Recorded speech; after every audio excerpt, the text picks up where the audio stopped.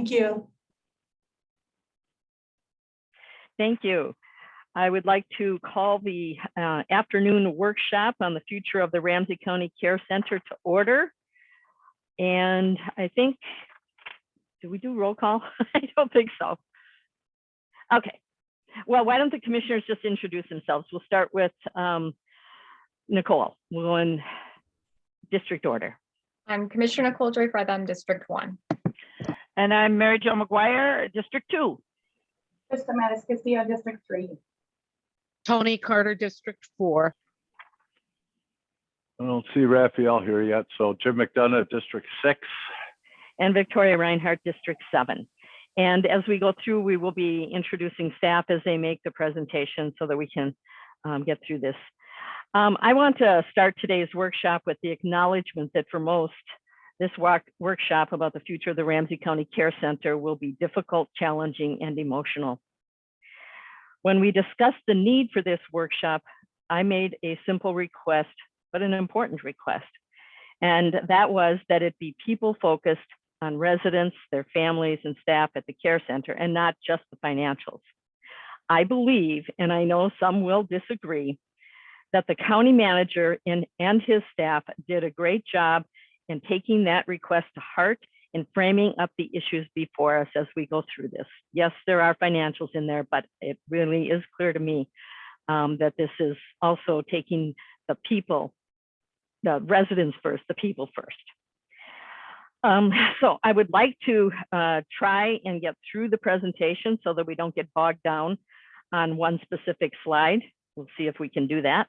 After the presentation, I would like to give each commissioner an opportunity to lay out their thoughts on each option discussed in the PowerPoint, including stabilization or choosing one of the staff recommended options of leasing, sale, or closure.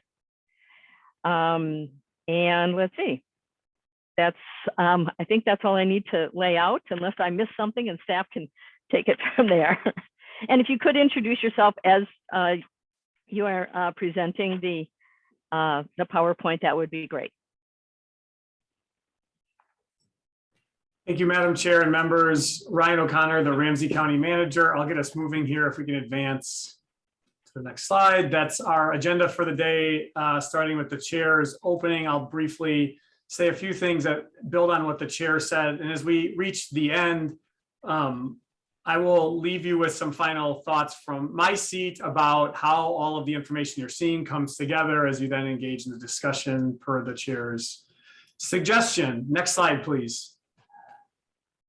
I want to build upon what Commissioner Reinhardt mentioned at the outset.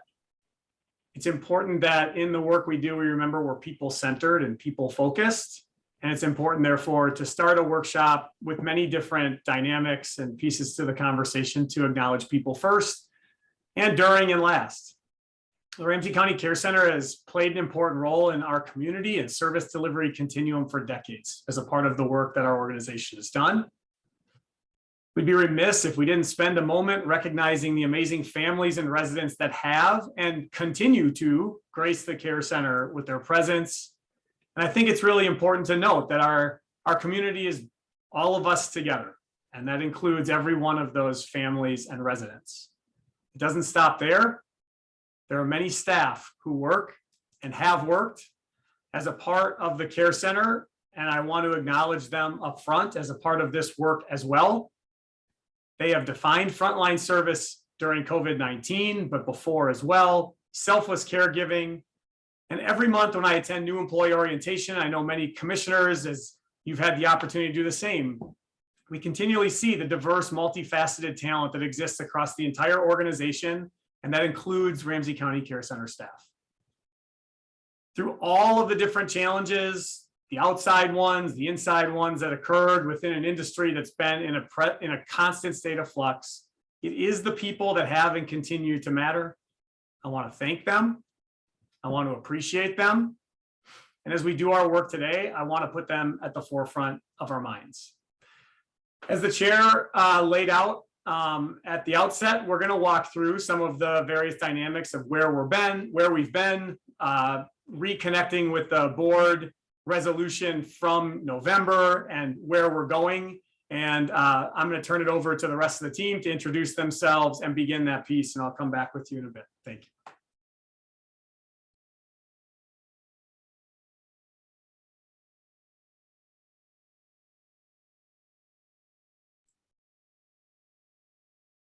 And Kathy, did we lose you? Nope, I'm talking. This is my second time in 2 years that I'm muted while I start. So I'll start over. Thank you, County Manager O'Connor, and thank you, Chair Reinhardt, for getting us started today. As Director Barry and I take you through this presentation, it was important before we did that to provide you with a short history of the Ramsey County Care Center. We know there's so much more history than what we can share today, including hundreds of residents, families, and staff who over the years have invested their whole selves into making this a wonderful community. Here's what the team learned as they looked back over time. Many of you recall, either from past workshops or even this morning in the board meeting, or from your own knowledge of Ramsey County history, that Ramsey County purchased land for what was called a poor farm in 1854 and eventually housed later 357 people on that site. Many social welfare programs run by government agencies assisted people in need in the 1900s, and the home later evolved into a nursing home. The Ramsey County home changed its name to the Ramsey County Nursing Home in 1959. Federal funds became available in 1954 for nursing homes due to the amended Hill-Burton Act. Likely because of this act, Minnesota nursing home bed capacity increased from nearly 8,000 beds in 1950 to over 22,000 beds in the state in 1963. And the legislature enacted a nursing home bed moratorium then in 1983. Next slide, please. In 1980, the facility you all know of now was built with 180 bed capacity. The name changed to the Ramsey County Care Center in 2007. The Affordable Care Act had an impact on the care center and other long-term care facilities, allowing for incentives to access home and community-based services, increased available choices on the continuum of care, and increased need for the transitional care unit, where typically these days, people have a stay of around 21 days or less. The care center currently has 4 residents who have been with us for 10 or more years. And to give you an understanding of how we fit into the broader landscape, Minnesota currently has 8 publicly owned skilled nursing facilities, 5 are veterans homes, 2 are county owned, and 1 is city owned. Across the US, 70% of nursing homes are for-profit, 24% are nonprofit, and 7% are government owned. Next slide, please.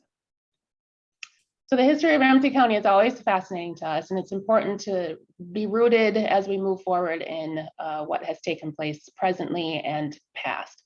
To move us along, you'll recall that on November 16th, 2021, the management team brought forth a request for board action asking for bonuses and financial incentives to hire and retain registered nurses at the care center. The team was working through its second largest COVID-19 outbreak and had been struggling to compete with other nursing facilities and hospital systems across the state and nation, where some places were providing rather large sign-on bonuses and paying thousands of dollars to get nurses into the traveling nursing field to accommodate the dire needs this pandemic has created. So the recommendation out of that board meeting today, and you heard some of the information that Chair Reinhardt provided earlier, the recommendations were direct the county manager to develop and communicate to the Ramsey County Board of Commissioners a short-term plan that is focused on serving current residents without increasing census to maximize revenue during the current COVID-19 wave of increased transmission and human impact. The second recommendation was and is direct the county manager to develop long-term recommendations to be presented to the Ramsey County Board of Commissioners in a workshop during the first quarter of 2022, which is where we find ourselves now, regarding care center operations beyond the short-term plan to managing through the current COVID-19 wave of increased transmission. This is what we are here to do today. I will turn the next few slides over to Director Barry. Thank you, Kathy. Good afternoon, Madam Chair, members of the board. I'm Ann Berry, Director of Social Services, and I want to take us back just a few years in time. In 2019, the Health and Wellness Service Team entered into a contract with Pathways Health. They're a organization that works with nursing homes across the state. And we entered into this agreement so that we could take a look at the care center. They reviewed both operational and financial data, looked at our clinical services, the quality of our services. They looked at outcomes and trends. They interviewed our staff, they interviewed clients and families, and then they did a marketplace analysis for us so we could look at the history, or well, the trends in the nursing home industry. At that time, we brought the report to the board and reviewed 4 options that were presented by Pathway.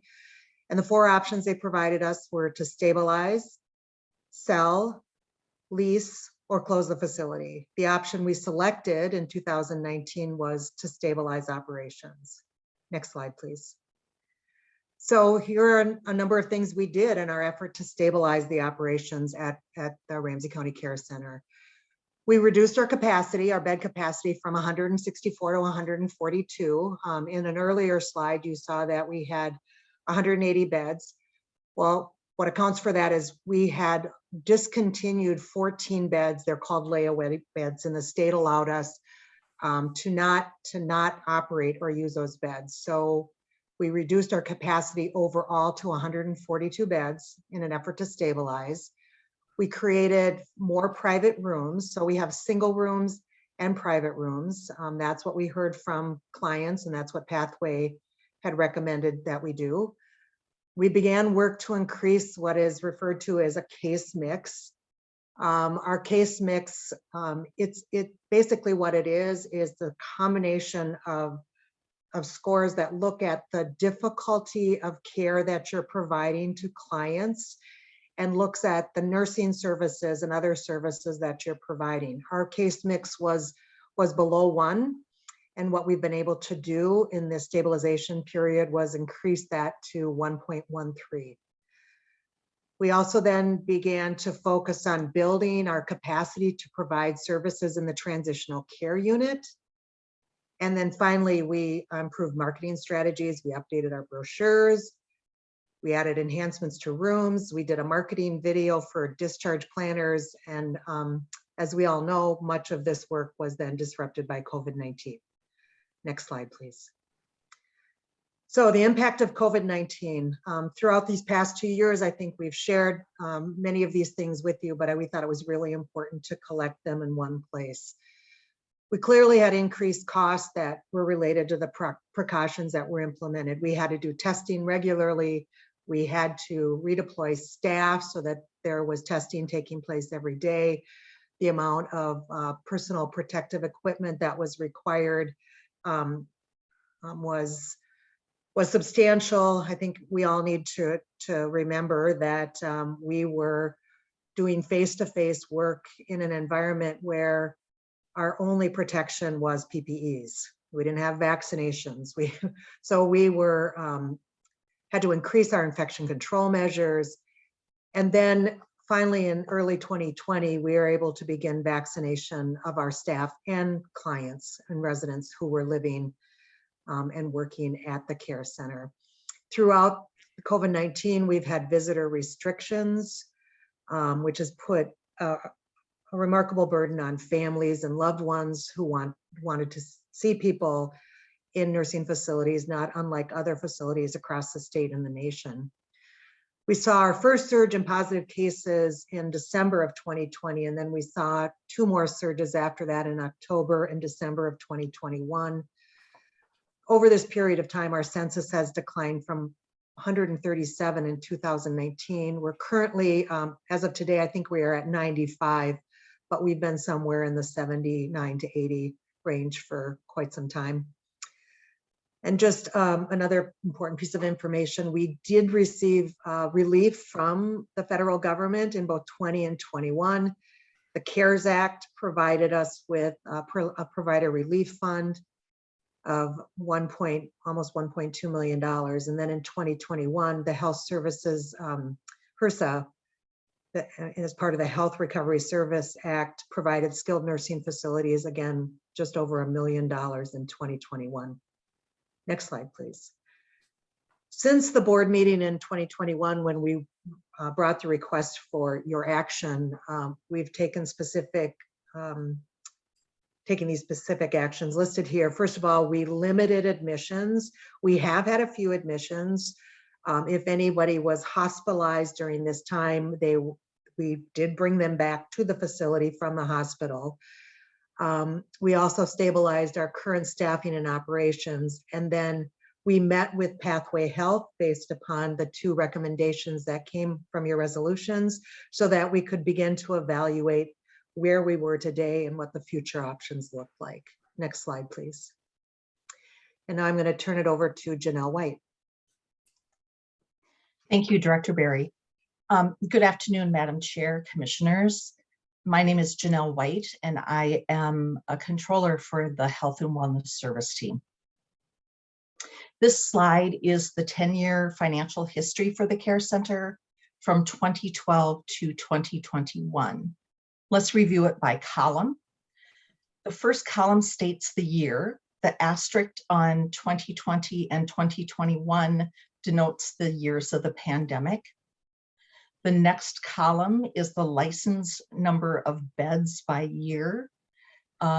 As Anne and Kathy have both stated earlier, in 2012, the licensed beds were 178.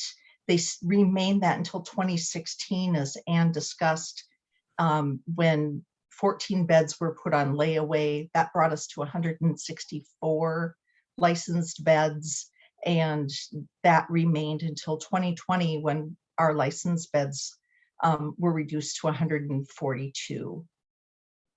The next column is the average census column. The average annual census has been in a downward trend for the last 10 years, even if you exclude the pandemic years. The next column shows the operating income or the operating loss for each year. And this information is taken from our audited comprehensive annual financial report. And the notation for 2021, the to be determined, TBD, is because we're in the process of our audit at the current time, and therefore the net income or net loss is still to be determined. In 2020, something to note is in 2020, had the Care Center not received the $1.2 million of the CARES Act Provider Relief Fund, the loss would have been $2.8 million that year. In 2015, and this is a note at the bottom of this page, in 2015, there was a change in accounting policy from the Governmental Accounting Standards Board, or GASB, and they set the standards of accounting and financial reporting for government entities that Ramsey County follows. And the accounting change was for government entities who provide retirement benefits other than pensions, such as health insurance to our retirees. And this is called OPEB, Other Post-Employment Benefits. And sorry, I know that got into a whole lot of details and a whole lot of accounting speak. Hope you're still with me for a few more minutes. In 2018 is when the county implemented this accounting change of OPEB.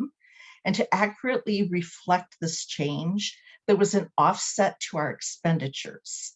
And the reduction in expenses for the Care Center was approximately $3 million. So the reduced expenditures actually gave us a net income that year of $1.9 million. And without this adjustment, there would have been a loss of approximately $1 million that year. So over the past 10 years, as you can see from this column, the Care Centers operated with more net losses than net income. And the last column is the transfers in. This is the infusion of funds that are needed to balance cash and to pay our vendors for services. As you can see, over the past 10 years, the Care Center has received a transfer of funds each year. Even in 2018 and 2019, with a net income, funds still needed to be transferred to close out cash and to pay our vendors. One thing that we do know about 2021, in order to close out cash this past year, $3.4 million was needed to be transferred to the Care Center. And this concludes the financial information. Thank you.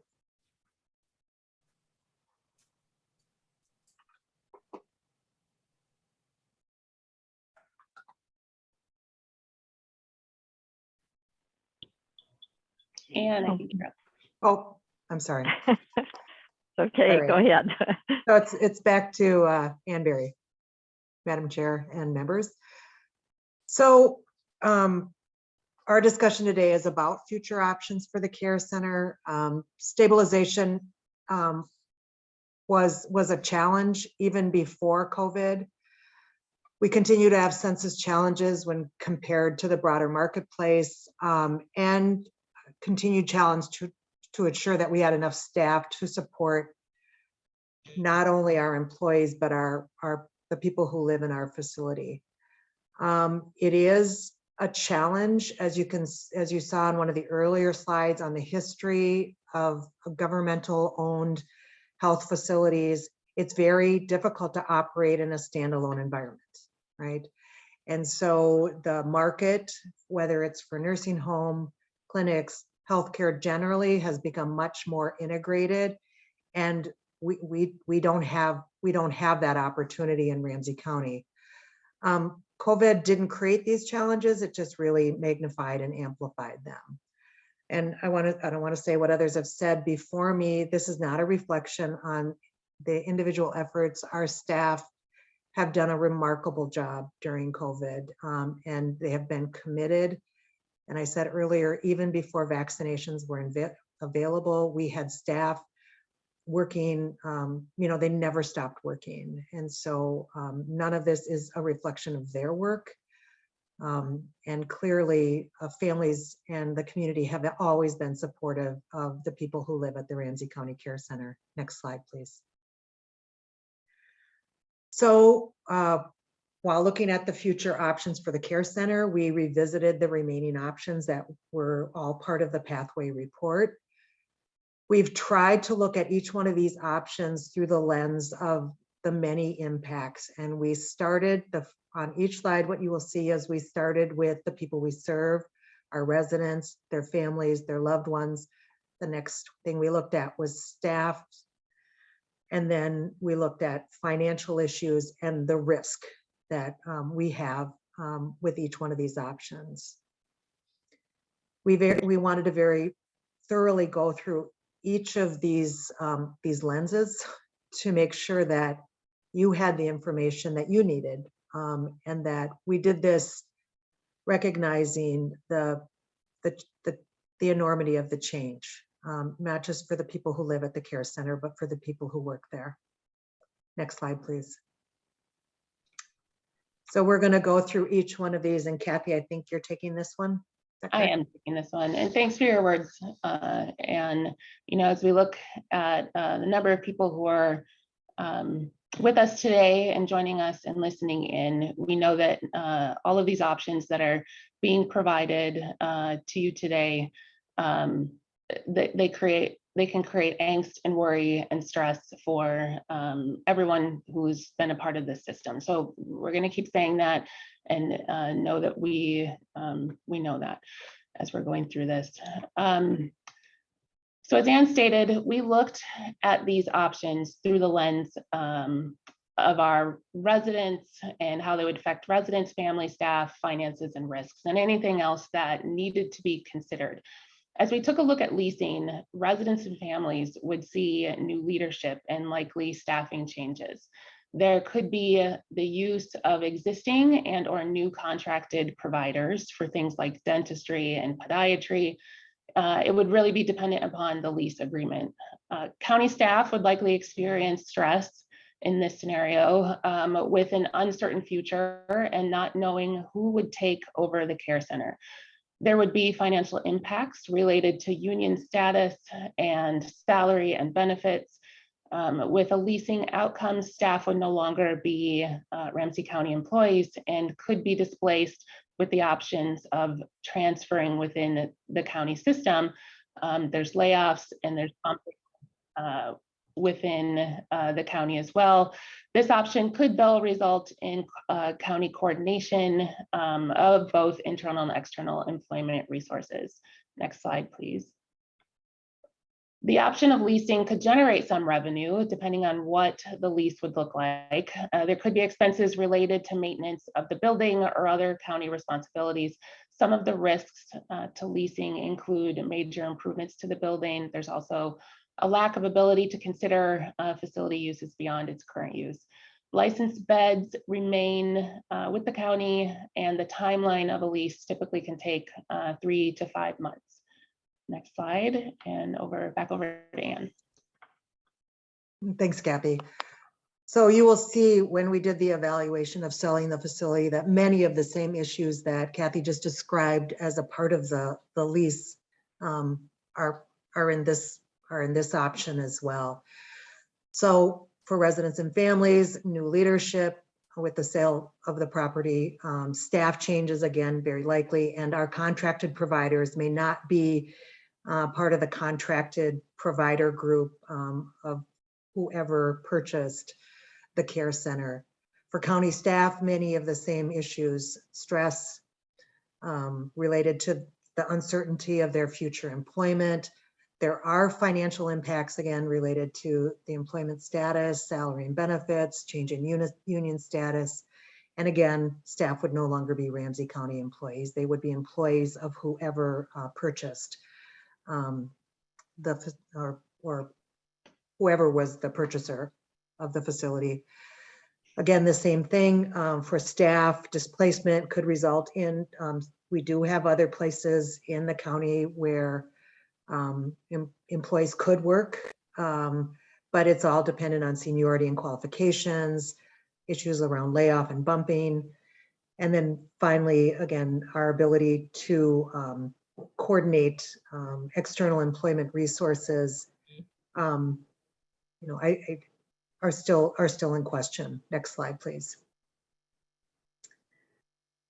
Some different considerations when we look at revenue. There's possible that we could do some capital asset recovery. We have made improvements to the building, a number in the last few years and over the course of the entire history of the facility.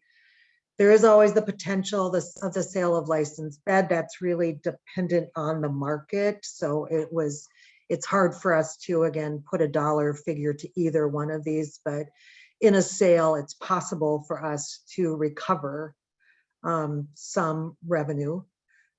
There are also expenses. Again, what we would need to do to prepare for a sale if that was the option chosen.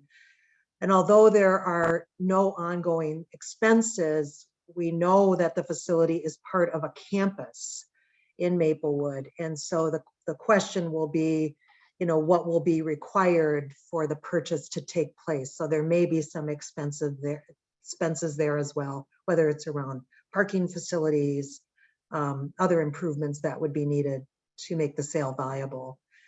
The risk to us is, although we would no longer be funding maintenance on the building, we still don't have any ability to consider the use of the facility beyond its current use in service to the community. We're talking probably about 4 to 6 months with this particular option. And we all think a sale would be very complex because of where the Ramsey County Care Center is located. It's in the middle of a number of other county-owned buildings and lands. So negotiating any kind of an agreement with a purchaser will be more complicated as a result of that. Back to you, Kathy. Thank you. So as we looked at the option of closure, it's important that we acknowledge relocation stress syndrome, which can have an effect on residents who could feel trauma of being moved into a new community. This is an important thing to pay attention to. The leasing and selling, or like leasing and selling, there would be changes to new facilities with different leadership again, and staff, different staff and different providers. There would be the need to ensure there's locally available beds and that residents and their families will get their needs met. And dependent upon the resident situation, home and community-based options may be available. Like residents, staff again could experience stress with this, this scenario related to the uncertainty of employment changes. With the option of a closure, there could be opportunities and challenges with new employment within the county system again, and there's a likelihood again of opportunities outside of the county system. With the option again of closure, the county could work to lessen the impact on employees through opportunities within our county system. And of course, it's important for us to state again that the team, those of you working at the care center, are extremely valued. And I want to acknowledge, we all want to acknowledge that, again, listening in today, it can be difficult. Next slide, please. So when a facility closes, our state partners provide a different per bed rate payment. The reimbursement amount is increased because a downsizing would occur as residents move into other facilities. There's also a possibility of selling licensed bed in the event of closure, but I think with the COVID-19 pandemic, that plays into the amount of available beds in our system in general. During a closure, there's a cost to ensuring the staff are invested in the short, medium, and long term, over the short and medium and long term. Oftentimes, organizations provide a retention bonus to ensure there are people to provide high quality of care needed for residents. And of course, there are statutory requirements that must be accomplished throughout this process. Again, similar to the sale, the time frame for a typical closure is around 4 to 6 months. And in this case, all records must be maintained for 10 years. So with the option of, or what we talked about around stabilization, and then the options of lease, sale, and closure of the care center, we are on to the next slide and questions and discussion, and I'll turn it over to County Manager O'Connor. Okay. Thanks, Kathy and team. Madam Chair. Go ahead. I was going to briefly walk through some final takeaways to help frame some of this and add a little bit, if that's okay, and as we enter into the next phase of the conversation. Okay. First, I want to say thanks to the team for pulling the information together. These are hard topics to work through. And I appreciate the professionalism and empathy and care you're bringing to the work and trying to see from all perspectives. As you heard across the evaluations of the lease, sell, close piece here that Director Barry and DCM Hadeen walked through, I just want to give you a final lens from the county manager's perspective. As you think about leasing and selling, I would tell you some of the same challenges exist across both options. Both bring significant unemployment certainty to staff. Both reduce the ability to leverage the Maplewood campus as a part of our future service delivery continuum. And both feel like not good options to recommend today. And I'm happy to go into much greater detail about that. But as we think about where we sit and what it looks like, it's very difficult to sit in that space. And which brings to the evaluation of closure, but I want to add a bit more to what's been said so far. And after significant thought and evaluation, this is, from the county manager's perspective, the recommended path forward for the following reasons. We know that in the recommendation I'm about to make you, we want to make opportunities available to offer every county staff person a pathway to stay with Ramsey County or decide to take next steps in their career on their terms. It is important to think about our current and future workforce, our current and future opportunities to serve this community, and how we all are a part of that work. And so in a closure option, it was said as you could mitigate those options. I'm here to strongly recommend that we must mitigate those options by offering opportunities. And I'll say a little bit more about that as we go. On the piece around service delivery upending for families and residents, the statutory process in Minnesota ensures that there are one-to-one resources provided to families and residents during a difficult period of time that ensure that people are able to work through these times of change. That doesn't make it easy, but it does bring me solace that we live in a state that cares about its people in a way in which we both know it's required and the right thing to do. We believe there remain long-term opportunities to evaluate and build out integrated service models at the Maplewood campus. The history that we read at the beginning doesn't end with today's conversation in any way, but it's a reminder of how our organization grows, adapts, and continues to move forward with our community as we go.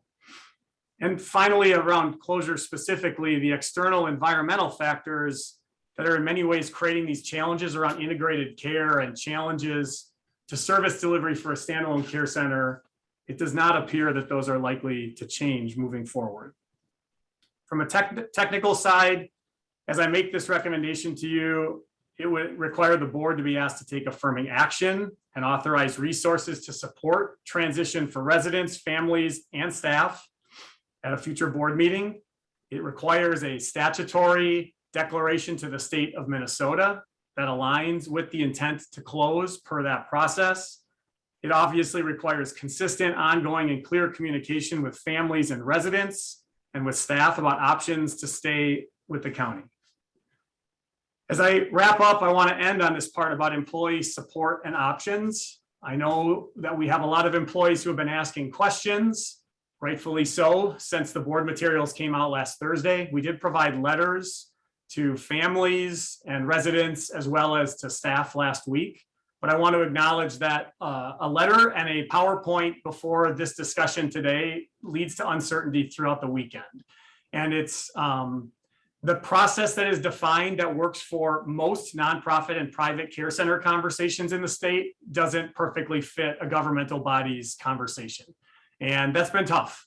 And I want to acknowledge that piece and hopefully provide a little bit of clarity now. I'm here today to propose alongside the piece around closure 4 options for impacted employees.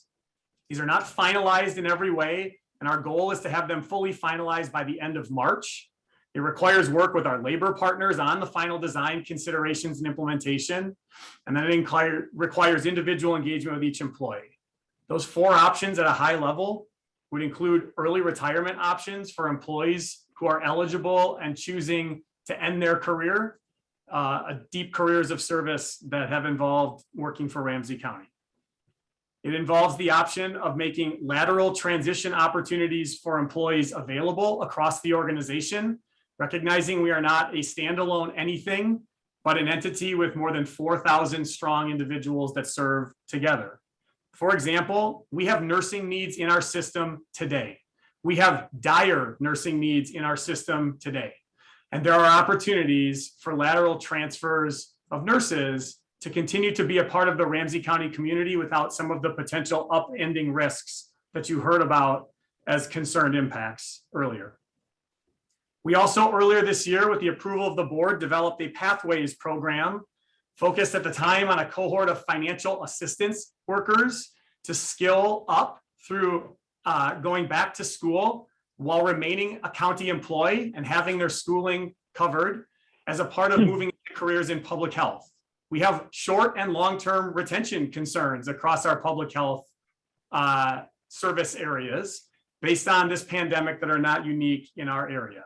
And we want to expand the Pathway program directly to the care center, offering upskilling cohorts for individuals in job classes where a lateral transfer is not necessarily an easy move, but who express a desire to stay with Ramsey County. And finally, for employees who say they want to stay in the same industry of senior care in a way in which they are currently working, we see it important to work with our labor partners to fully define what an enhanced separation package looks like that goes beyond what we could do to what we should do working together. We want to make sure that there is an option for employees if they say, I want to stay in exactly the work that I'm doing, that is part of what we recognize. Across those 4 options, we want to leave everybody with choices moving forward and with an acknowledgement here today and moving forward every day going through this difficult time that they are valued members of the Ramsey County community, not only today, not only in a month, but for as long as they would like to be a part of this team. Concluding thoughts, I just want to say this is not an easy recommendation to make. This is a difficult day for all of us to be here together. It's hard from a people perspective, whether you're a resident, a family, a staff member, or a leader in this organization. The excellent service that has occurred during this time, in spite of so many outside challenges, shows the talent and commitment and care of Ramsey County. I am proud that the Care Center has functioned the way it has during COVID. And I am proud of the work that employees have done to show up every single day through moments of fear and uncertainty when we all did not know what tomorrow held. So an appreciation to all past and current who have made the Care Center a special place in our community. I hope you hear in the presentation today a level of care and thought and a continued want to work with all of you.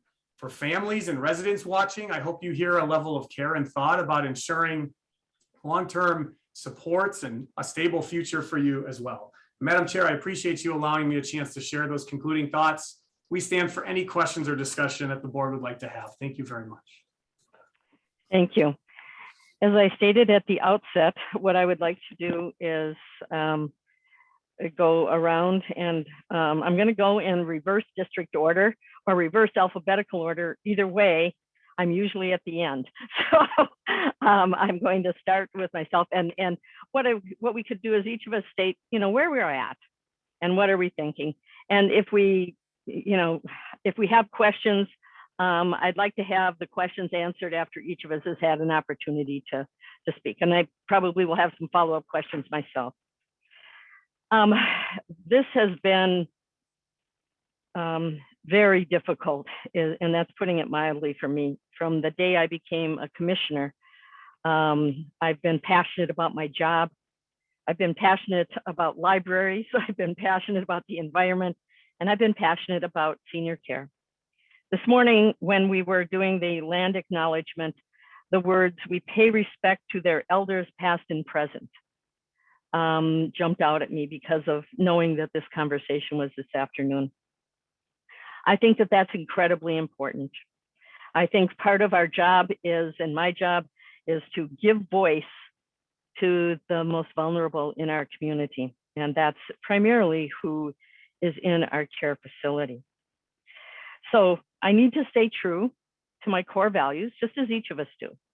And one of my core values is about taking care of our seniors. And I know that it's probably a core value of others as well, and we just have differing opinions on how to do that. That's okay. We can be respectful in this whole process. So I basically, I should say at the outset also here that I will, whatever this board decides, I have always been respectful of a board decision, and I will continue to be in this one as well.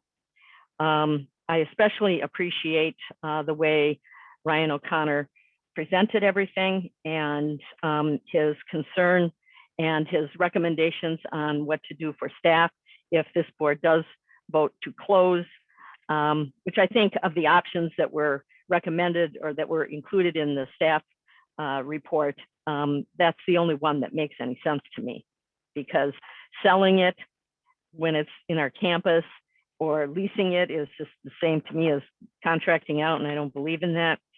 So I'm going to do my best to support the staff and the residents and the families, because that's my main concern. And but I do need to state where my position is right now. And I do so respectfully. I believe that the recommended option for stabilization in the Ramsey County Commission's operational and market analysis report, which was done in 2019 for the Ramsey County Care Center by Pathway Health, regarding trying to see here what to say, the refining and rebranding the RCC as a skilled nursing facility that specializes in underserved and chronic disease management, or developing an elderly waiver assisted living in the Ramsey County Care Center campus. I don't know that those were really fully looked at. I am recognizing that the market has changed, but I do think that they followed some of the recommendations we did as a county, followed some of the recommendations in the report, but I don't know that those were ever really fully vetted. I think that I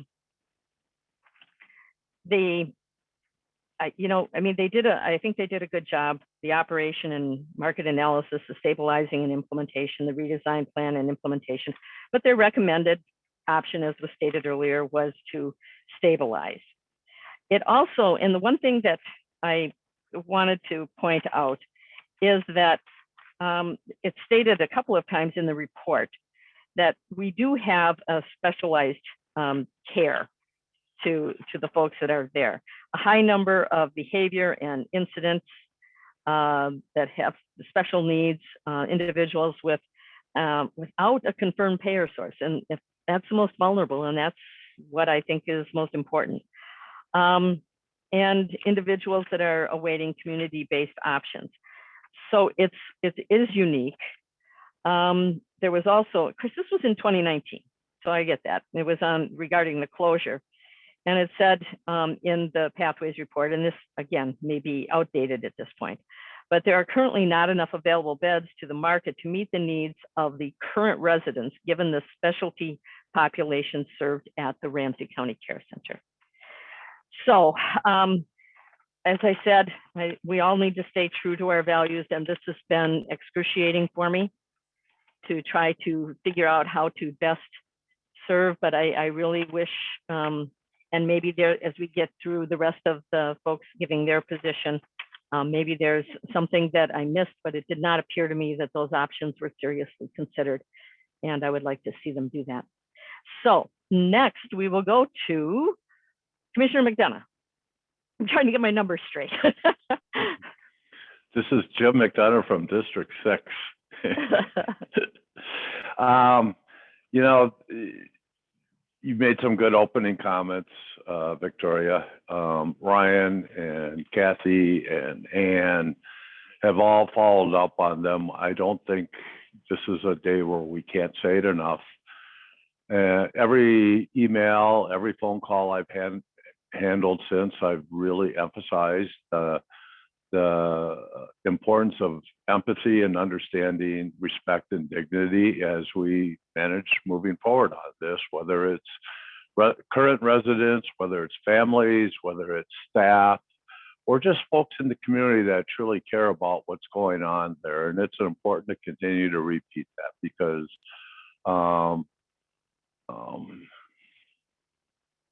it's the reality of how we do business in this county, no matter what decision we make.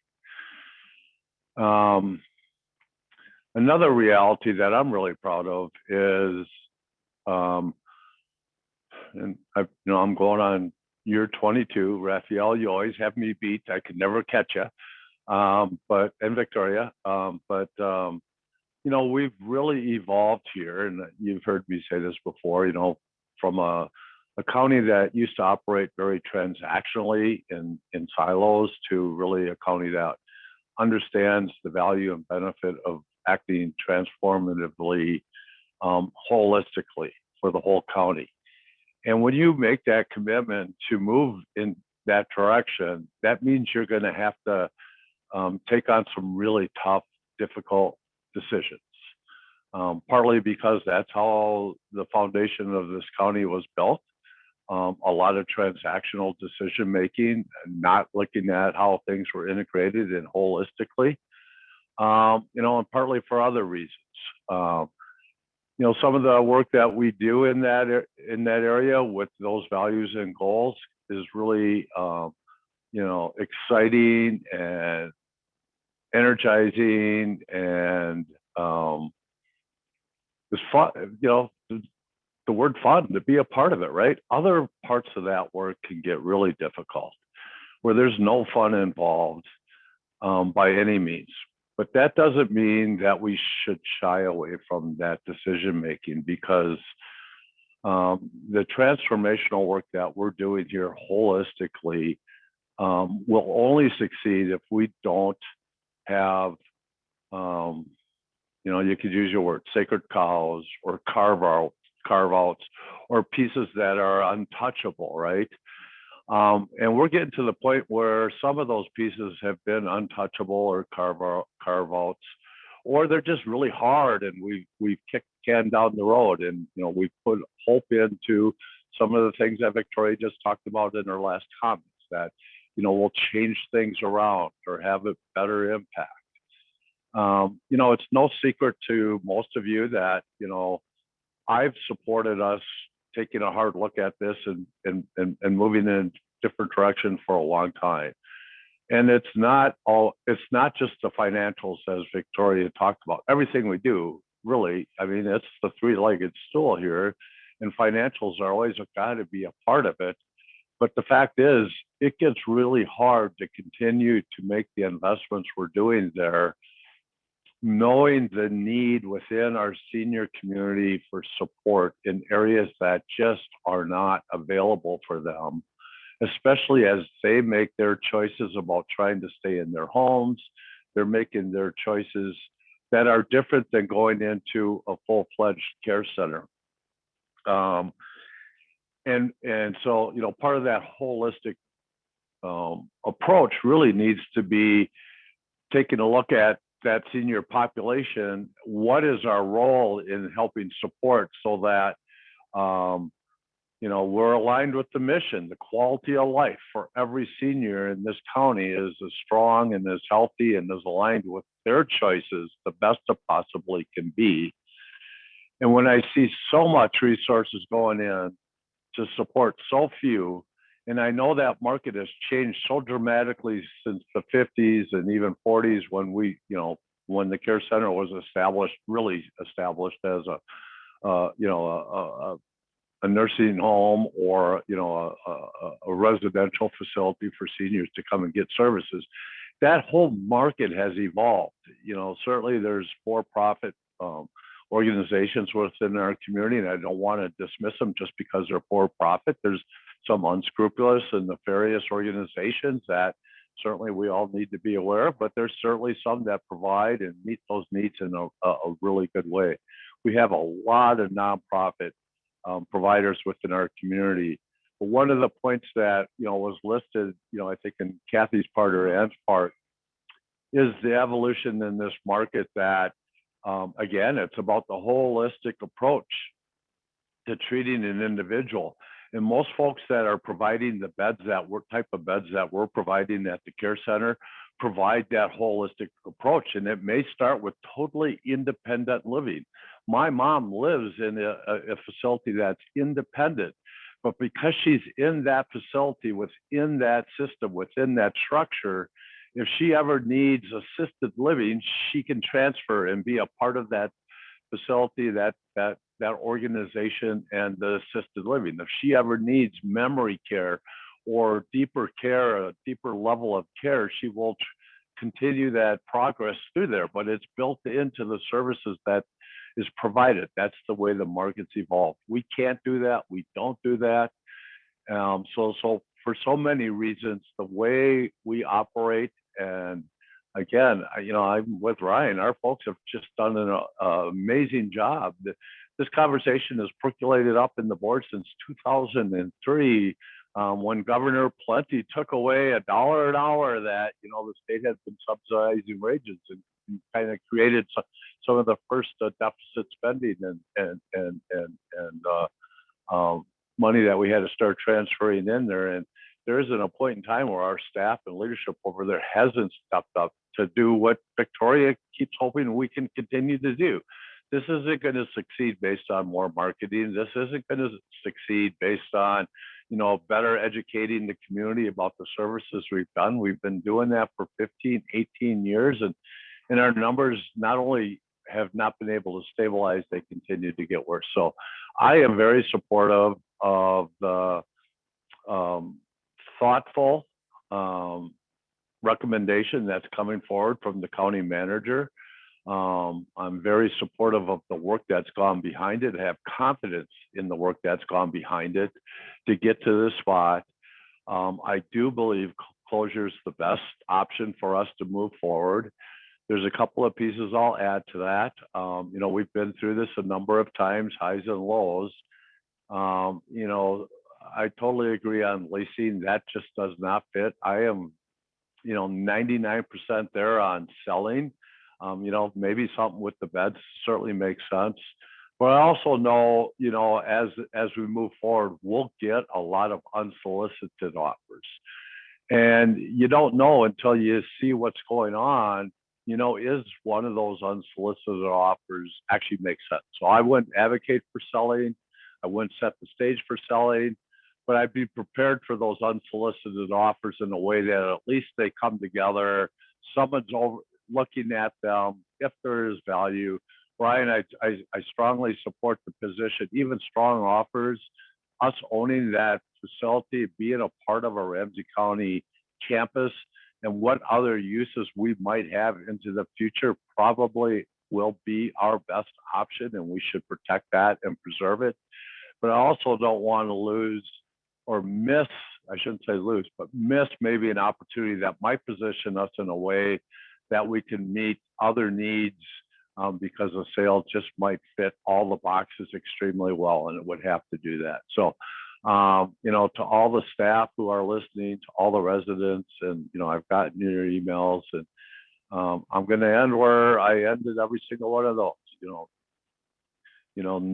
and at least have some confidence, no matter what this brings to you, that this county will treat everybody with the respect and dignity that as a county we do. We just do that every single day. But the effort to make sure that respect and dignity is a part of this process moving forward, whether you're a resident, a family member looking out for somebody, a community member, a staff person there. So that's where I'm at, Chair Reinhardt. I'm supportive of the recommendation from the county manager. Thank you. Okay, and I do want to make it clear that when I stated the recommendation in the pathway report, it was not to continue as is. It was to change the way it was operating. Commissioner Ortega, I think, right? Are you 5? Thank you, Madam Chair. I don't know that I have a position. Well, I have a position given the questions I've got. Number one, if we were to keep it open, then I would like to know clearly what we're talking about, what that price tag is. And that this board then, because about a half the board has not gone through this history. So I know the positions, what was laid out in front of us, I think is not really fair to them. I think they need to get a better understanding. But if we're going to keep it open, then what is going to be the cost to the county?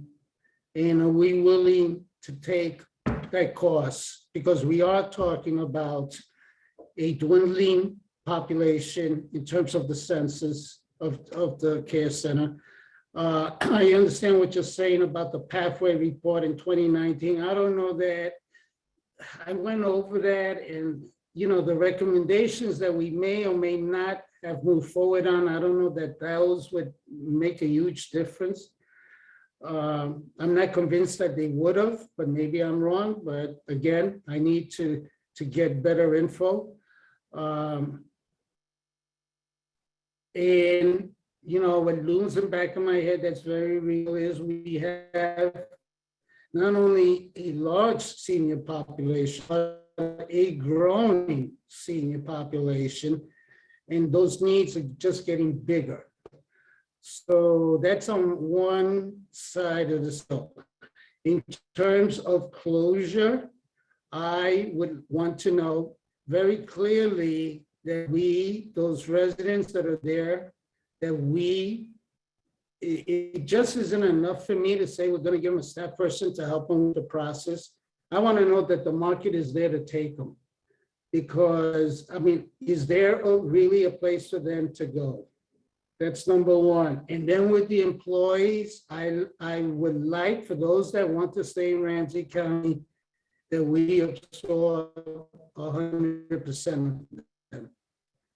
Because whether you're staying open or you go for closure, there's a price tag to all this. And let's go in with eyes open and know what that price tag is. And not worry about selling or leasing. We could do that down the road. I think the most important issue right now is the people on both sides of that equation, the employees and the residents. Thank you, Madam Chair.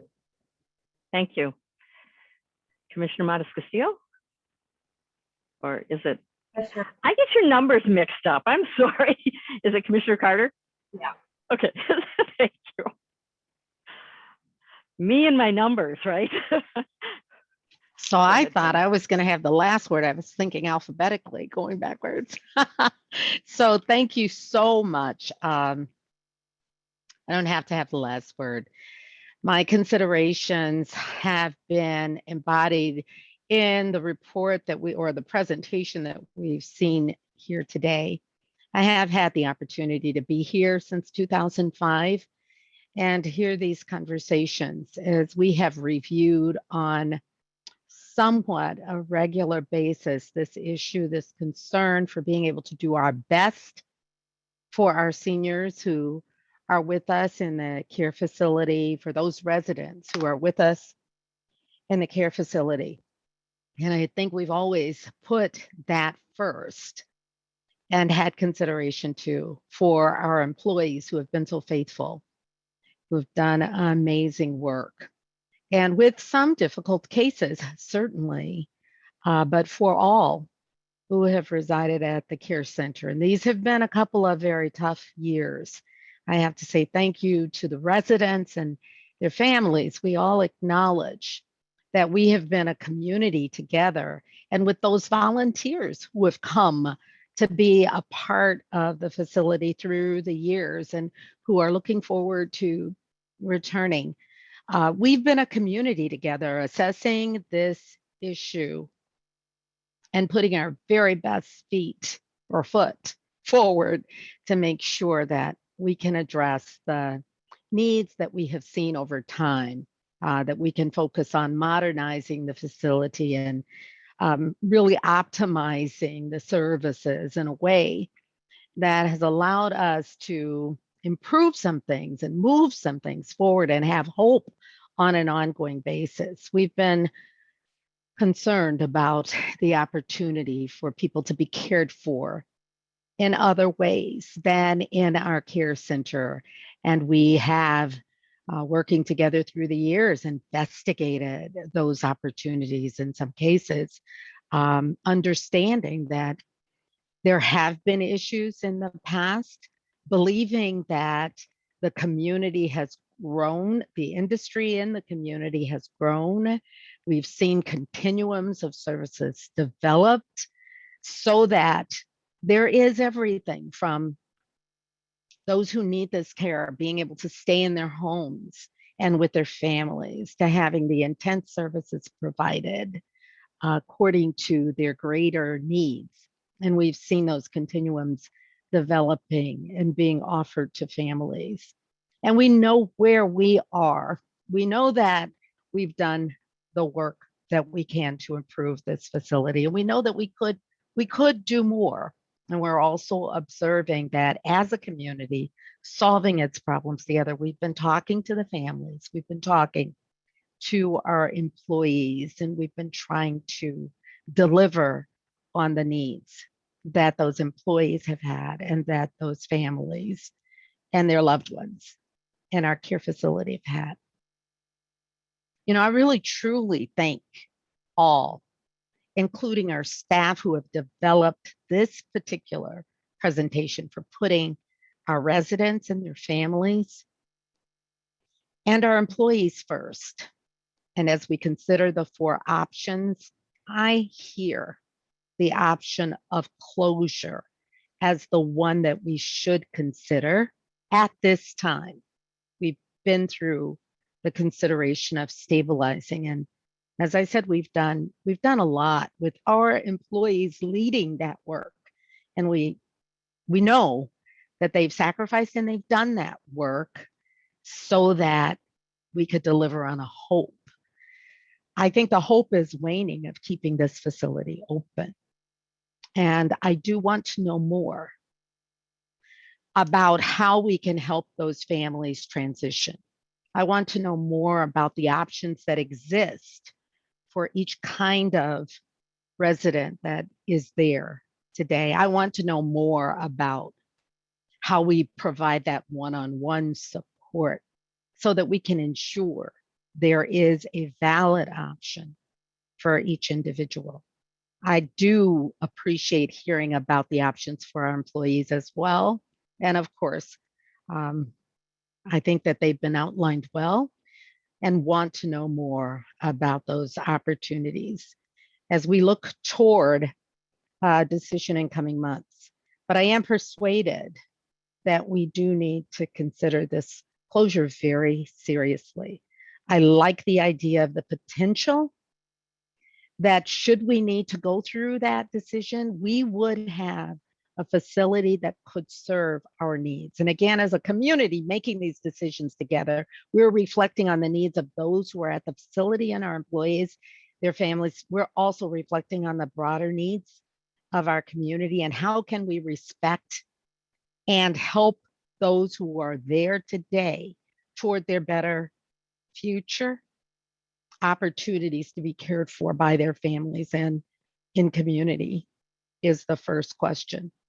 How can we also serve those broader needs as they transition? You know, how do we then engage our services so that we can add to their positive realities in the future?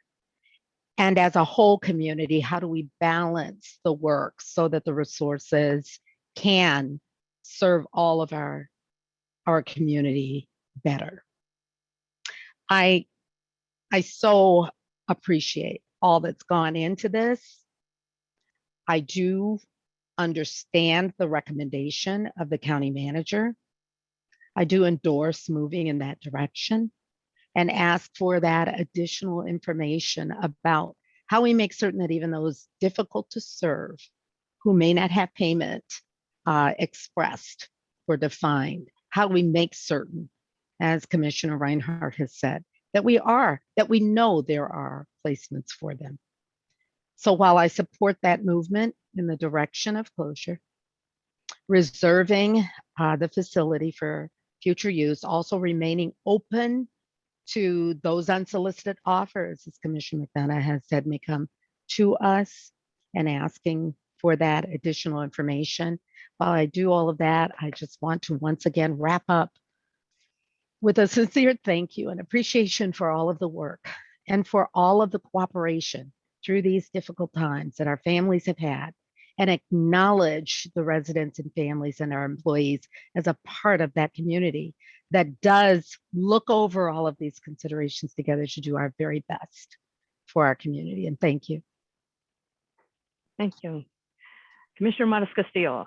Yes, thank you, Madam Chair, and thank you all for this conversation and for the staff who laid out this presentation. I know that a lot has gone into it and a lot of heart has gone into it, and it is not the position of choice that we wanted to be, but it's where we find ourselves. One of the things that I have come to appreciate is that this board has set out in whatever work that we do or we invest in or we support is about filling a gap where it is not being provided in the community, whether that be in affordable housing and investing at 30% AMI, it was filling a gap. We continue to do that work in other areas where we're filling a gap of need that can't be provided. And when this nursing home came online, it was filling a gap that wasn't otherwise available for the people that needed it. That's no longer the case. The market is, and post-COVID, the last 2 years, there is now available beds in the community, in spaces that would fill that gap. And so we are now find ourselves at a place where two things are true. We have served people and residents with love and care. Our staff is of the highest professionalism and passion for people they serve. And our community has supported this. And for that, we have to be grateful. And we are also at a place where we're putting duct tape on a safety ship. It isn't just about the financials, but it's also about the whole continuum of care. We are running a facility that, quite frankly, is not of today's standards by the building or the rooms or the layout or the services provided. And that is not a criticism to any of the staff that is working there. It's the nature of the facility itself. And today's standards for care for senior citizens look much different.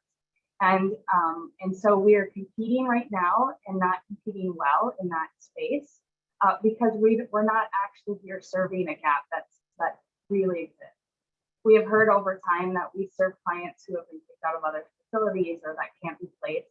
And that might be true for a few. It is not true for the majority. I've had the opportunity to tour many facilities, both nonprofit and in the marketplace, and served on the Foundation for Serenity Care. And they serve the same clients that we are advertising. They serve the same folks. And quite frankly, they also have low censuses. And so there's opportunity, if ever there was a time, to help people get the right placements, the right quality of care.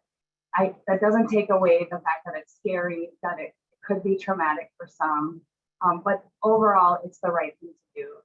When we look at the 10-year financials, we have seen the path here to where we've gotten for a long time. And when I think about the number of individuals that we're able to serve for the amount, how many more of our seniors, we have a lot of seniors in Ramsey County, both Commissioner McDonough and Commissioner Ortega said, this is the population that is growing. We have a huge growing population of seniors. And there are a lot of other ways that we could invest that money, reinvest the money to serve even more seniors. And so I strongly support the closure of the facility. I believe the county manager and the team have put in the hard work to lay out a solid and secure plan. And the one thing I would encourage all of you as we move this is the thing that we could do most, because this is painful, but nothing is more painful than uncertainty. And so having a clear direction and a clear decision from this board so that we can move forward and get placement for our residents, take care of all of our employees in the way the county manager has laid out as quickly as possible is going to help in that area. So the area of uncertainty is very difficult. That alone will cause so much stress. And so to have a clear direction to the staff in the next steps forward, so we can circle back with all the details on what does that exactly look like is going to be really important. So I'll just say I strongly support the recommendation. I encourage you all to do so as well. Thank you. Commissioner McGuire. Thank you, Madam Chair, and I'm going to echo much of what my colleagues have been saying. This is not a new issue. This is an issue that I've known, that I have known about since I was here 10 years ago, is how do we run an amazing care center for our seniors? And so I know we've been working really hard. We have great staff that have been working really hard in the time that I've been here to do that, and they have done that. But and I think that we've all stayed true to our values. We're a residents first county. We're a county of excellence where all are valued and thrive. And I think we're trying always to do that in every decision that we make. And I feel that we're trying to do that right now as well. We do transformational work here in Ramsey County. And so I think we're not afraid to make tough decisions when it's for the benefit of our residents. And so I know this is a tough conversation, but I'm so grateful to the staff and to everyone who's put this presentation together to help us with the information that we need to make the best decision for everyone. I want to thank everyone who's called me and written to me about their passion and concern for the care center and their residents. I absolutely hear you and want to do the best that we can for them. So I think about the slide 12, which is future options for care center, where we talk about how stabilizing has not proven viable. where we have continued census challenges, continued challenges to ensure enough staff, continued challenges of operating a standalone site in an environment that has shifted toward vertically integrated care. These are all realities for care centers, and I feel that we, as hard as our amazing staff has worked, as hard as our county has worked, that we that this is not stabilizing is not something we're going to be able to do pre-COVID, during COVID, or post-COVID. And so, in an effort to really provide the best care for our residents, and I also want to make sure that we have the best options for our staff.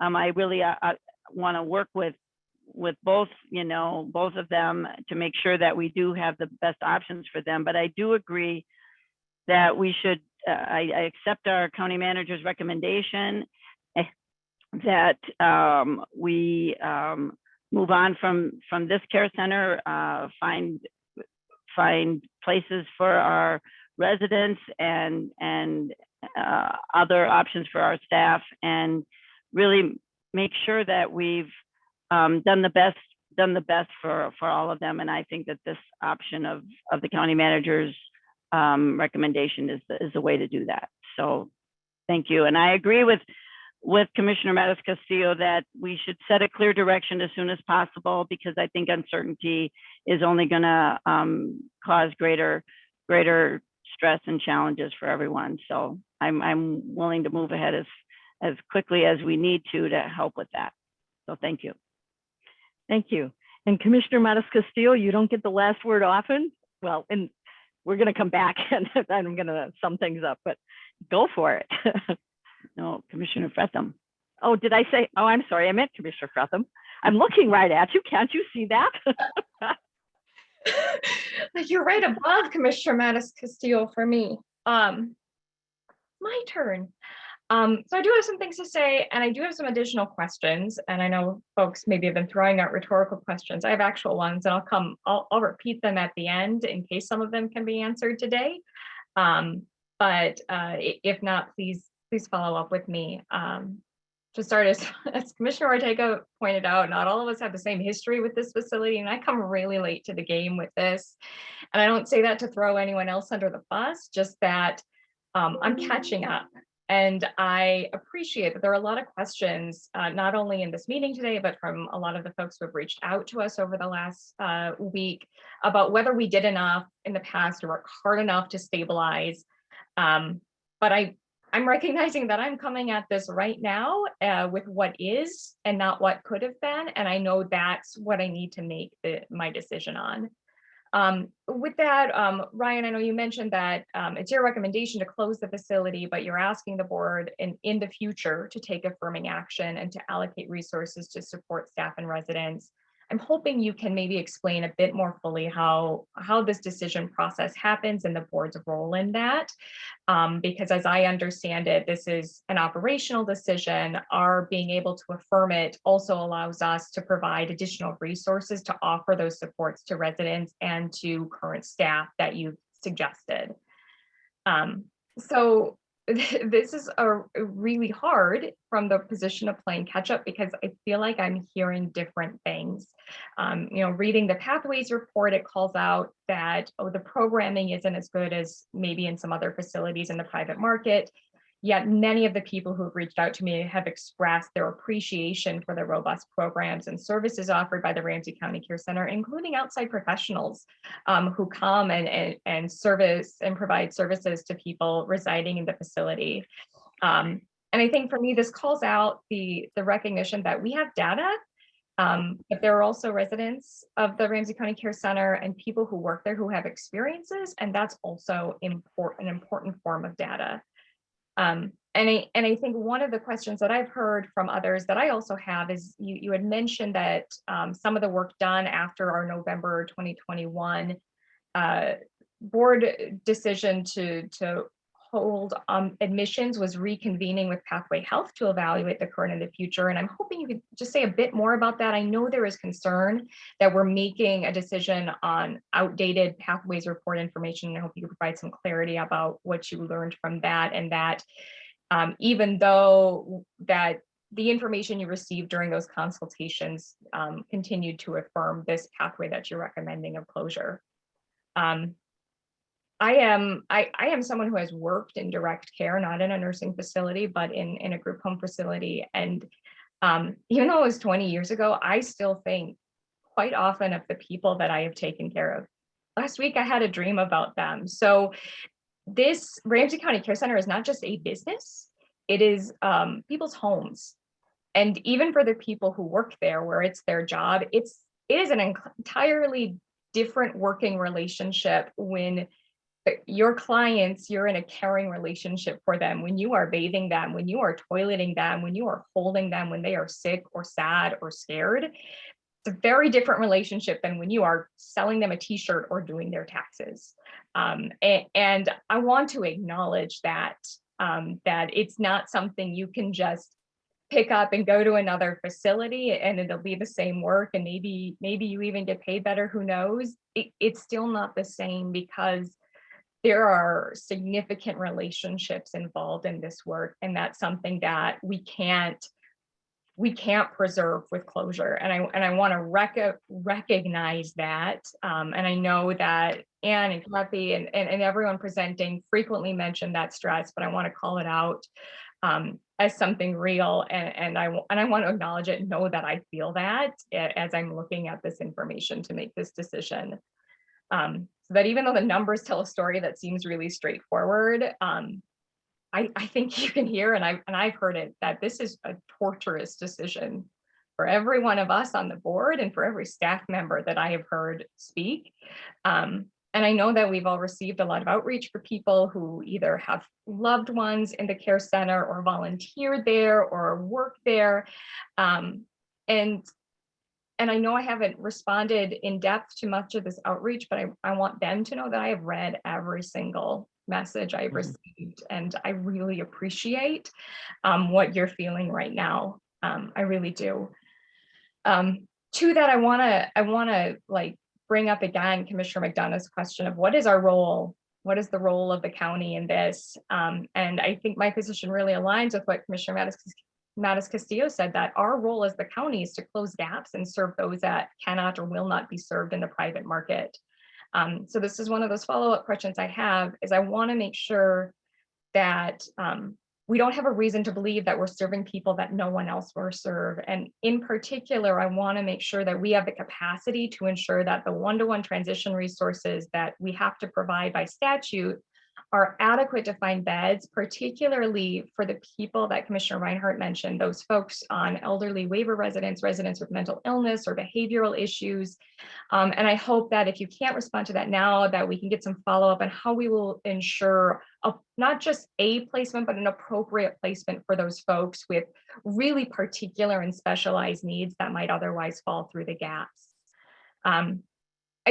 On a slightly related point, slide 12 points out that Ramsey County Care Center, is being a standalone site, put it at a disadvantage in the market. And one of the comments I got from someone was that us being a standalone site somehow indicated a lack of investment on the part of the county. And I just want to state for the record that I disagree with that. I don't think that our role was or ever has been to build a public elder care system with multiple locations. And that's what would have been necessary to create the economies of scale in the private market that would have made this a more financially feasible undertaking. And like I said, I don't think that's our role. Our role is to fill those gaps. So what I want to hear more about is how do we make sure that we do that? And to our partners, our labor partners particularly, I really appreciate, Ryan, the efforts you've laid out to provide multiple options for staff and their next steps. I'm glad that you said you intend to involve labor partners moving forward. One of the concerns that I've heard is that people who work there don't feel like they've been involved in this process and this decision making in the past. And there's a lot of frustration, especially for folks who feel like maybe things could have turned out differently if they were involved sooner. And I can really appreciate that frustration, but sitting from where we are now, what I want to focus on is whether you can say more about the role labor partners will play in determining those staff supports with closure. to sum up, I recognize, I see this as an operational decision more than a policy decision. And what I'm hearing, not only from our staff, but also from my colleagues, is that continuing to operate the care center no longer aligns with our broader goals and priorities. For those who have called us heartless or cruel for even having this conversation, I want to reiterate how devastating and painful this has been for everyone I see on the screen, and the folks behind the scenes who aren't party to this Zoom screen. We have really limited resources, and we hear all too often that we can't continue to extract more resources via property tax levies. And dollars that we invest into the care center are dollars that we can't invest in other needs in the community. So when the private market is working to meet those needs, as it appears it is in the case of elder care, taking our dollars and reallocating those resources means we can fulfill needs where the private market isn't meeting those needs, means we can invest in affordable housing, in job and economic development programs. We can invest in representing indigent clients in immigration proceedings like we heard about this morning, and helping families access affordable childcare, which is another area where the private market doesn't work. So I want to note that we're doing the best we can with the resources and really looking to our goals and priorities here to make those decisions. And what I see is, despite how devastating this will be, and our understanding that this will be an extremely challenging position for the people who are at the care facility, it'll be an extremely hard transition for our folks who have worked at the care center after they have worked through a pandemic for 2 years. But with everything that I see and looking at where we are right now, I don't see a closure as being anything other than our best option. So with that, to sum up, the questions I'd like to hear back on are whether Ryan can speak more to what the board's role of in the closure is, talk about reconvening with Pathway Health a bit more in depth and provide some assurance that even though their more robust report was 3 years old, we think it still holds up, how we will ensure that our most vulnerable residents are placed and what additional supports we can provide, and what role labor partners will play in determining those ongoing staff supports. Okay, well, you did a really good job of summing up the questions because I was ready to do that. And I can tell you that right now, I mean, I can count. So there's 5 votes for closure. I'm not sure where Raphael you are, so I didn't include you in that because we have questions, and that's the bottom line. We do have questions, so then those need to be answered. And again, Nicole, you did a good job of summarizing them. And the biggest thing is for the residents there, is there someplace that they can go that is affordable to them? Because believe it or not, we have the seniors that are on not just fixed incomes, but are poor, income poor. And so where are they going to go? Making sure that there is a place for them to go. The support that is being provided for labor. I think also knowing what labor's role, and this is what I think, Nicole, you said, labor's role in determining what those resources are to them. But there was a comment made about labor and the staff being involved in all of these discussions. And I guess I'd like to hear more about that because I don't think they were. I think. Sorry to interrupt, but Commissioner Ortega needs to leave and he wants to just clarify his position before he leaves.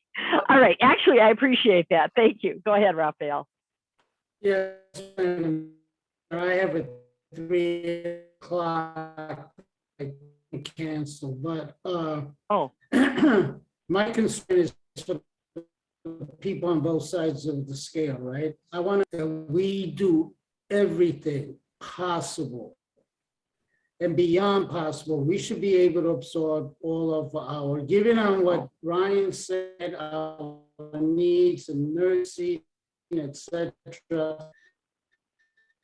We should be able to absorb, unless they don't want to stay with Ramsey County, all of our employees. And I like to get a sense of Raphael, you're cutting out. and to really walk through what's like. I'm sorry, I've been having a bad connection. Yeah. Where did you not hear? Can you hear Well, me? we could kind of pick it out that you want to make sure that all of the staff are absorbed into the county system, and the residents are taken care of, but I didn't hear the last part. That we walk side by side with the residents to make sure. Okay. I got it. Okay. So I got it. at this point, oh, go ahead. Maybe not. We can't hear you at all now, Raphael. The lines of what Nicole said, seemed to me, it seems to me that Okay, Raphael, we can't hear you. We're not getting what we need. So if you can hear me, what I'm hearing is that the question, we cannot. Hello? We heard hello, that was it. Try turning your video off, Raphael. Yeah.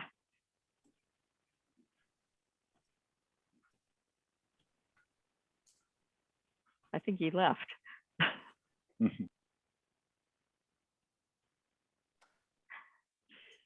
Well, hopefully he will come back on. Yeah. Okay, but I think what I was hearing, oh, here we go. He left the room. There you go. You're on mute. Turn your video off. Can you hear me? I have to reboot my internet here. Can you hear me? Oh, now we Can you can. hear me? Yes, we can. Okay. Okay. Let me And not anymore. let me Okay, just say that. Okay. Turn your video off.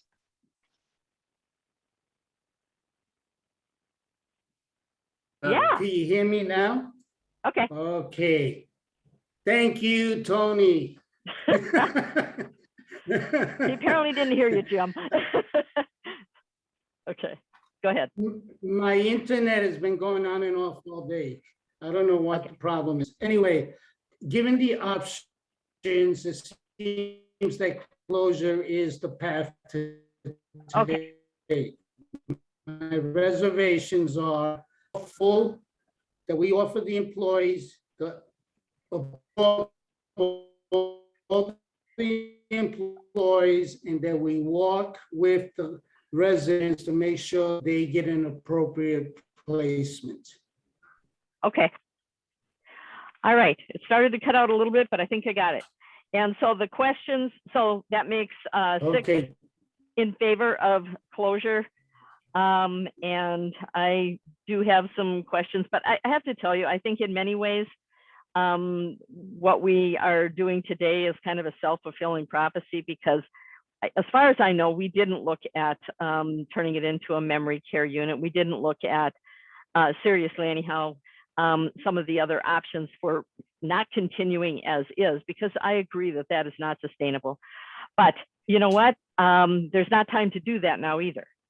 So which, you know, does concern me, but I get it. But what we do need is really clear decisions or outline of what you're going to do for the employees. Whatever, and that's really working with labor. You have, when you know that, you have to work with labor in order to figure out what that looks like so that it's the best deal. And that they understand that they're respected and valued. I mean, I heard that from everyone on this call or on this meeting. The other thing, and probably more difficult to deal with as far as knowing what is out there, is for the residents. And I like the way Raphael said, walking side by side with the residents, because each one is going to be different. Their financial status, their needs as far as the vulnerability or why they are there. Some have been there for 30 years. This is going to be traumatic. And I know that that was mentioned in the PowerPoint. So, but what I'm hearing is that you get that, that is going to be, it's going to be one-on-one with the families and the residents in those cases. And there's not that many there. So I guess that makes it a little bit easier. Raphael did ask about the cost to Ramsey County, but I think that that's kind of rolled into the other two as far as walking side by side with the residents and working with labor on what happens with the staff. If I'm wrong there, someone can tell me. So I think, and that leasing was an absolute no. Sale was, you know, first you close it and then maybe there's some options. I don't support sale only because of it being a Ramsey County campus. And I mean, it's pretty amazing what we have pulled together there. And we need to figure out how to keep that in place, because putting somebody in the middle of that just doesn't make any sense to me.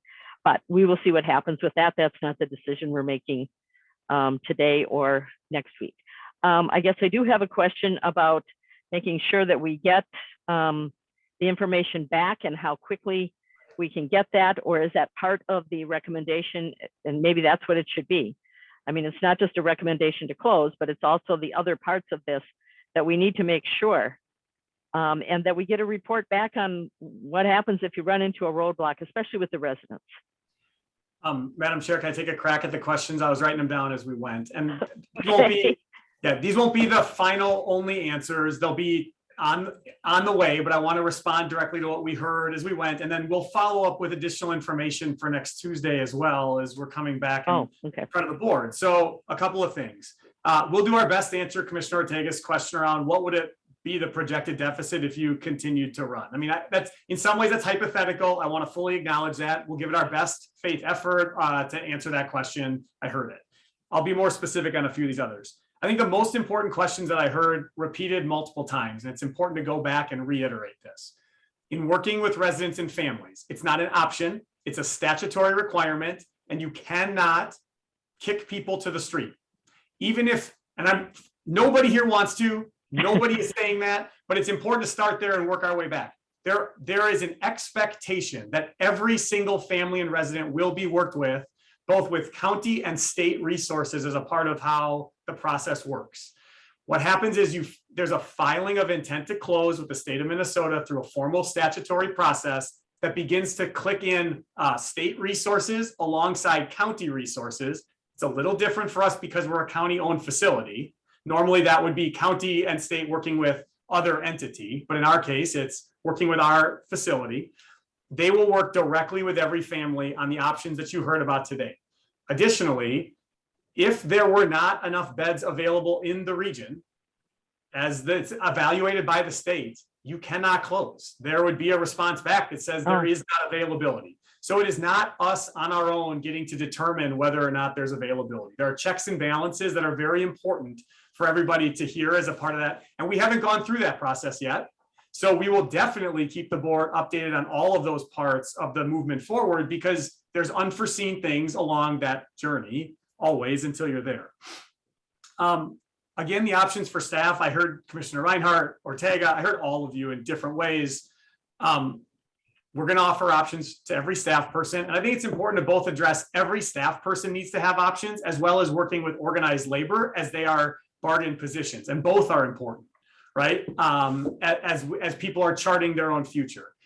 A decision to a change is all anticipated in the contract. And if there is a change in where we are going, there are both bargained already in contract paths forward, but we also in good faith want to begin engaging with our labor partners on those options to make sure that they fit what is important for everyone. And I do want to say, one of the things that as we've worked through this that we share as a value, and I mean the collective we of all of us on this screen, I know when I say this, is that we agree with our labor partners and individual employees that we all collectively matter, including employees who face uncertainty in the near term. And that's actually one of the most heartening things through this process is we're not talking closure, go find a new job elsewhere. We're talking about we want to give you pathways to stay with this organization should you so choose. And so the engagement with labor, it already is started informally. It would begin formally here very soon and be an important part of this entire month forward. Let's see. On the decision-making process, the question Commissioner Fretham asked, there's a technical answer and then there's a relational public sector partnership leadership answer. And I'm going to give you both to be as transparent as possible. In the charter and where the care center sits and in reading past things, it's not a standalone department, which in our charter is where the board has like the final decision-making authority over every element of that decision. So, but the board has an employee who is talking right now to all of you in my role, and I see it as important that we as a collective are working together on the path forward, which is why I was saying there are parts of this that come as a very strong operational recommendation today, but ultimately without the resources to support staff, without the support of the county board in a path forward that we do together, it all falls apart. And so I want to acknowledge right now that in that work together, that is what is needed in RBA. There would be a request for board action. There are specific few things that start the idea of return with a specific set of options for employees with a dollar amount that you would need to implement that. Provide weekly updates regarding the status of what's going on, as Commissioner Reinhardt said, et cetera, et cetera. We haven't developed that because today's workshop was an important step along that process. So I'm spitballing a little as I share that piece. With the pathways piece, I will just say pathways was but one component of our work going forward. It wasn't like we just handed it all over to a consultant and said, give us your best shot. We will provide some additional follow-up information on exactly where they were involved and what they identified. So that's an easy piece for us to do going forward. I'm looking at Director Barry, if she can help us in that space. We'll be very clear on this is what got redone when they came back in to work with us since November as a part of the work. And then I think the final question I had here, I wrote down uncertainty and I don't remember why. So I'm just going to end on that part of there's a series of pieces around uncertainty. Oh, I remember why now. Chair Modis Castillo mentioned this, or Commissioner Modis Castillo mentioned this earlier. The biggest short-term concern that we all hold is the longer we have uncertainty out there, it harms families, it harms staff, and it harms our broader community then. Because clarity, even in moments of challenge we've learned through COVID, can be helpful. Now, what we do in terms of providing clarity with compassion and empathy and doing it the right way is just as important as any clarity on its own. And so that's a part of how we're trying to move is provide real options directly to employees, real options directly with staff and families. And on the uncertainty, the other reason I wrote it down to Commissioner Fretham's point, I want to acknowledge that this is not a short-term uncertainty for families and employees. And I do want to just say that part of the goal here is that if we are able to work with our staff to ensure transitions into other parts of the long-term care system that is Ramsey County, hopefully some of that daily uncertainty that many have felt and reached out to us all at different times on dissipates so they can always be at their best. Uncertainty is both acute in the moment, but it's been a general piece sometimes in this space for a while. And so we will do everything possible on the uncertainty side. Final piece on the process, Madam Chair, is we will be back in front of the board next Tuesday. We would take this conversation today and turn it into some actions that we are asking the board to affirm at the meeting next Tuesday. I hope that was responsive on the fly to your questions. Happy to respond more if I missed something. Absolutely. And that's what I was asking. As I stated, it's very clear that the vote is 6-1. And that I needed to know, and we all needed to know what the timeline was. And so it will be next week with the additional items that you just talked about being part of the RBA, especially with some of them anyhow having a dollar cost associated with them. I would still like to have some information. It's not necessarily part of the RBA, but I'd like to know what was done, if anything, the recommendations to have a facility that didn't continue as is, but provided either the memory care or the, I can't remember the skilled nursing center. Because those would, stabilizing, and I realized one of the reasons for that probably was the fact that you would have had to put a lot of investment into the facility and into programming and changing things up. But I think it's important that people know what was or was not considered there. The other comment that I would make is that there were folks that talked about the dollars going into this and that think what we could do because it's serving such a few number of people. And then I also heard Commissioner Fretham, see, I said your name right that time, about using this money elsewhere. And that, you know, whatever we do, I mean, we do our budget as a whole. But as I said at the beginning, I think that sometimes it's assumed that seniors, you know, they've worked all their lives and many of them or most of them, and that they can go to any place that they choose that's available to them. And that's not always the case. Seniors need help. They need help with substance abuse. They need help with memory care. They have some unique things that they need to deal with that probably younger people don't. But I don't want them to be lost in this, because it's pretty easy to get mired in some things and some of the needs that they have that they can't afford, or they don't have a place to live. Talking about affordable housing, seniors are in that spot too. There's a lot of different issues. And so I just want to make sure that that we really look at that as a whole, not just in relationship to the care center, but as a whole, that we, you know, pay respect to their elders, our elders, past and present. So, okay, I think we know what's coming, and that will be next week. Making sure that we have those clarifications within there. Again, having some more information I would appreciate on the options of the programming and facility changes that Pathway had recommended in 2019 anyway. And I think that's, I don't see any other questions. Did I miss anything, folks? Okay, I'm not seeing anybody raise their hand or anything. So thank you for a good discussion. And it was very difficult, I know, for everyone here. And we will have something next week coming to the board. Thank you very much. We are adjourned. To everyone who took